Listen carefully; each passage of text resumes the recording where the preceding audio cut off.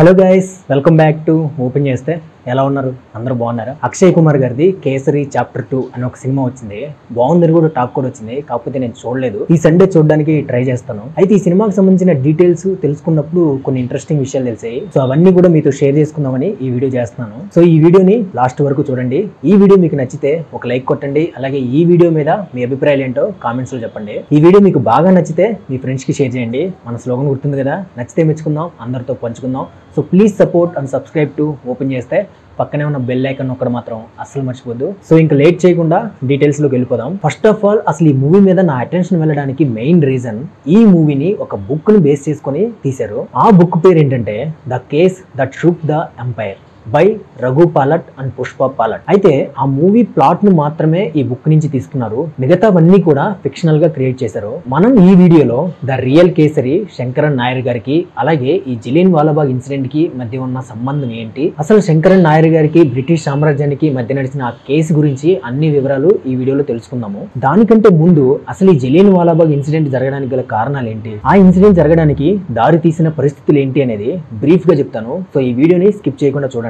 మనందరికీ తెలుసు, ఆ టైంలో స్వాతంత్రోద్యమం అనేది చాలా పీక్ లో నడుస్తుంది. దేశవ్యాప్తంగా బ్రిటిష్ సామ్రాజ్యం మీద వ్యతిరేకత కూడా చాలా ఎక్కువగా ఉంది. అయితే ఈ వ్యతిరేకతని అణిచివేయడానికి బ్రిటిష్ గవర్నమెంట్ రౌలట్ చట్టం అనే ఒక దాన్ని తీసుకొచ్చింది. ఆ చట్టం ప్రకారం బ్రిటిష్ గవర్నమెంట్ ఎవరినైనా సరే, ఎక్కడైనా సరే, ఎప్పుడైనా సరే అరెస్ట్ చేసి జైల్లో పెట్టచ్చు విత్ మినిమల్ కోర్టు ప్రొసీడింగ్స్. ఆ చట్టాన్ని ఉపయోగించి ఎవరైతే స్వాతంత్రోద్యమంలో యాక్టివ్ గా ఉన్నారో అలాంటి నాయకులందరినీ కూడా అరెస్ట్ చేసి జైల్లో పెట్టడం జరిగింది. ఆ ప్రాసెస్ లోనే బ్రిటిష్ గవర్నమెంట్ అరెస్ట్ చేసిన ఇద్దరు ముఖ్యమైన నాయకులు సత్యపాల్ అండ్ సైఫుద్దీన్ కిచ్లు. వీళ్ళిద్దరూ కూడా గాంధీగారి అడుగుజాడల్లో సత్యాగ్రహంలో పాల్గొంటున్న వాళ్ళే. అయితే వాళ్ళిద్దరిని కూడా విడుదల చేయాలని చెప్పేసి పంజాబ్ ప్రాంతం మొత్తం కూడా తీవ్రమైన నిరసనలు మొదలయ్యాయి. సత్యపాల్ గారిని అలాగే సైఫుద్దీన్ కిచ్లు గారిని కూడా వీళ్ళిద్దరిని విడుదల చేయాలని చెప్పేసి 10th ఏప్రిల్ 1919 ఒక నిరసన అయితే స్టార్ట్ అయింది. దాన్ని కంట్రోల్ చేయడానికి బ్రిటిష్ గవర్నమెంట్ ఎవరైతే నిరసన తెలుపుతున్నారో వాళ్ళందరి మీద కూడా కాల్పులు జరిపింది. ఆ కాల్పుల్లో కొంతమంది కూడా చనిపోయారు. దాంతో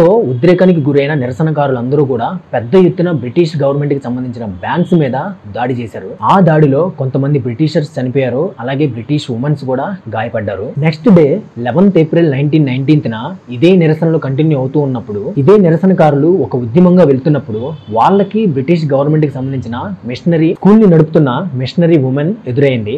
ఆమె మీద కూడా వాళ్ళు దాడి చేశారు. కానీ అక్కడున్న లోకల్ ఇండియన్స్ వాళ్ళ నుంచి ఆమెని కాపాడి ఆమెకి ఫస్ట్ ఎయిడ్ చేసి ఆమెను జాగ్రత్తగా ఒక సేఫ్ ప్లేస్ కి తీసుకెళ్లారు. ఆమె పేరు మార్సెల్లా షేర్వుడ్. ఈమె మీద జరిగిన ఈ దాడి విషయం అప్పుడు పంజాబ్ ని కంట్రోల్ చేస్తున్న జనరల్ డయ్యర్ కి తెలిసింది. దాంతో జనరల్ డయ్యర్ ఎక్కడైతే ఆ ఉమెన్ ని దాడి చేశారో ఆ వీధి గుండా ఎవరైనా ఇండియన్స్ వెళ్లాలనుకుంటే వాళ్ళు బోర్లా పడుకొని నేల మీద కాళ్ళు చేతులతో పాక్కుంటూ వెళ్ళాలి అని ఒక పనిష్మెంట్ ఇచ్చారు. అలాంటి పనిష్మెంట్ ఇవ్వడానికి ఆయనకి గల ఉద్దేశం ఏంటంటే, ఒక బ్రిటిష్ ఉమెన్ భారతదేశంలో ఉన్న దేవతల కంటే కూడా గొప్పది, ఆమె ముందు మోకరిల్లాలి అనే ఉద్దేశంతో ఆయన పనిష్మెంట్ ఇచ్చారు. జనరల్ డయ్యర్ పనిష్మెంట్ తర్వాత అన్ని సద్దుమణిగాయి అని అనుకున్నారు. అమృత్సర్ లో కూడా 2 రోజుల పాటు ఎలాంటి నిరసనలు కూడా పెద్ద ఎత్తున జరగలేదు. కానీ మిగతా పంజాబ్ ప్రాంతంలో మాత్రం నిరసనలు అలాగే కంటిన్యూ అవుతూ ఉన్నాయి. ఇంతలో 13th ఏప్రిల్ రానే వచ్చింది. ఆ 13th ఏప్రిల్ కి ఒక ప్రత్యేకత కూడా ఉంది.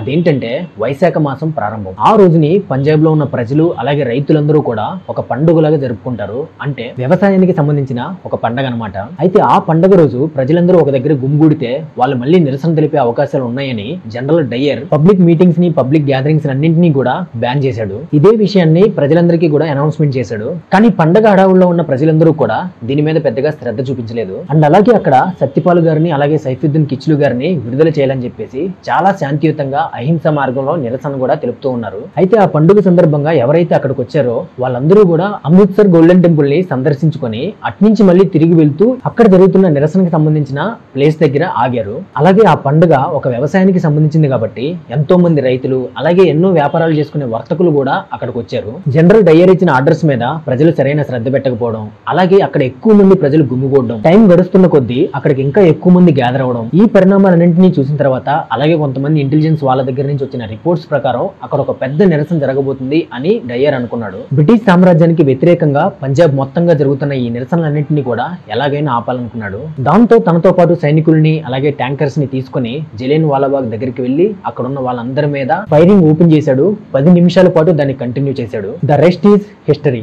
ఆ తర్వాత ఏం జరిగింది అనేది మనందరికీ తెలిసిందే. అయితే ఈ జలియన్ వాలాబాగ్ ఇన్సిడెంట్ కి కానివ్వండి, ఈ ఇన్సిడెంట్ జరగడానికి గల కారణాలకు కానివ్వండి, ఈ ఇన్సిడెంట్ జరగడానికి గల పరిస్థితులకు కానివ్వండి, జనరల్ డయర్ కానివ్వండి, శంకరన్ నాయర్ గారికి కానివ్వండి ఎలాంటి సంబంధం లేదు. ఈ ఇన్సిడెంట్ జరగడానికి ముందు వరకు కూడా శంకరన్ నాయర్ గారు బ్రిటిష్ గవర్నమెంట్ లోనే పనిచేశారు. బ్రిటిష్ గవర్నమెంట్ కింద వైస్రాయ్ ఎగ్జిక్యూటివ్ కౌన్సిల్ లో ఎడ్యుకేషన్ పోర్ట్ఫోలియోలో వర్క్ చేశారు. అంటే మీకు అర్థమయ్యేలా చెప్పాలంటే భారతదేశం మొత్తానికి విద్యాశాఖ మంత్రిగా పనిచేశారు. ఈ ఇన్సిడెంట్ జరిగిన వెంటనే దానికి వ్యతిరేకంగా శంకరన్ నాయర్ గారు నిరసన తెలుపుతూ ఆయన పదవికి రాజీనామా చేశారు. అయితే ఇక్కడి వరకు ఎలాంటి సమస్య లేదు. ఇక్కడ సమస్య ఎక్కడ మొదలైందంటే 1922లో శంకరన్ నాయర్ గారు ఒక బుక్ రాశారు. అది ఆయన ఆత్మకథ. దాని పేరు గాంధీ అండ్ అనార్కీ. ఆ బుక్ లో ఆయన గాంధీ గారి అహింస సిద్ధాంతం మీద, గాంధీ గారు తీసుకునే నిర్ణయాలు, ఆయన పాటించే పద్ధతుల వల్ల అంతర్గతంగా ఎలాంటి విభేదాలు వస్తాయి, అలాగే స్వరాజ్యం, స్వయం పాలన అనే విషయాలు ఎలాగా కాంప్లెక్స్ అవుతాయి అనేది ఆయన విమర్శనాత్మకంగా ఎక్స్ప్లెయిన్ చేసుకుంటూ వెళ్లారు. ఇక్కడ వరకు కూడా అంతా బాగానే ఉంది, ఎలాంటి సమస్య లేదు.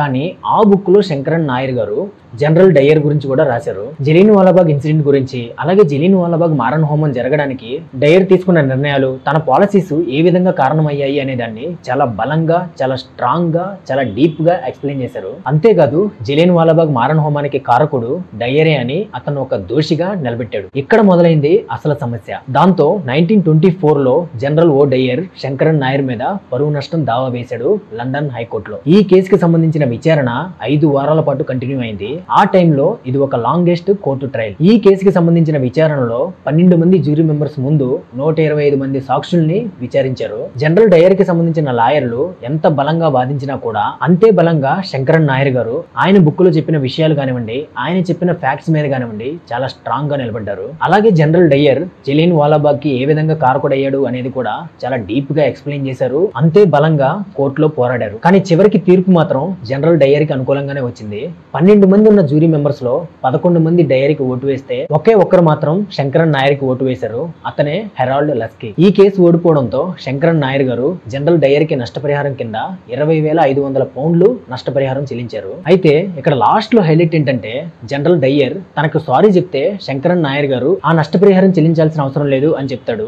కానీ శంకరన్ నాయర్ గారు సారీ చెప్పడానికి ఒప్పుకోకుండా పరువు నష్టం చెల్లించడానికే ఒప్పుకున్నారు. అయితే ఈ కేసులో శంకరన్ నాయర్ గారు ఓడిపోయినా కానీ ఈ కేసు బ్రిటిష్ అండ్ ఇండియా మొత్తంలో కూడా ఒక పెద్ద చర్చకి తెరలేపింది. జలియన్ వాలాబాగ్ ఇన్సిడెంట్ కి సంబంధించిన ఎన్నో తెలియని విషయాలు దేశం మొత్తంలో కూడా చర్చకి వచ్చాయి. అందరూ కూడా దీని గురించి మాట్లాడుకోవడం స్టార్ట్ చేశారు. ఆ తర్వాత దేశంలో ఉన్న ప్రతి ఒక్కరూ కూడా స్వాతంత్రోద్యమంలో యాక్టివ్ గా ఇన్వాల్వ్ అవ్వడానికి ఇది ఒక మెయిన్ రీజన్ అయింది. అంతేకాదు బ్రిటిష్ సామ్రాజ్యం, బ్రిటిష్ గవర్నమెంట్ ఇండియా పట్ల, ఇండియాలో ఉన్న ప్రజల పట్ల ఎంత దారుణంగా, ఎంత దాష్టికంగా వ్యవహరిస్తుందో అనేది కూడా దేశం మొత్తానికి, అలాగే ప్రపంచం మొత్తానికి కూడా తెలిసేలా చేసింది ఈ ఒక్క జలియన్ వాలాబాగ్ ఇన్సిడెంట్. ఆ తర్వాత ఈ ఇన్సిడెంట్ కి సంబంధించిన ఈ కేసు భారతదేశం యొక్క స్వాతంత్ర పోరాటంలో ఒక కీ రోల్ ప్లే చేసింది. శంకరన్ నాయర్ గారు కేసులో ఓడిపోయినా కూడా భారతదేశంలో ఉన్న ప్రజలందరిలో స్వాతంత్ర స్ఫూర్తిని నింపడంలో మాత్రం గెలిచారు. సో ఇది గైస్ శంకరన్ నాయర్ గారికి అలాగే డయర్ కి మధ్య జరిగిన కేసు కి సంబంధించిన వివరాలు. మీలో ఎవరైనా కేసరి చాప్టర్ 2 సినిమా చూసుంటే అందులో ఉన్న స్టోరీ ఇప్పుడు నేను ఈ వీడియోలో చెప్పిన స్టోరీకి ఏమైనా సిమిలారిటీస్ ఉన్నాయా,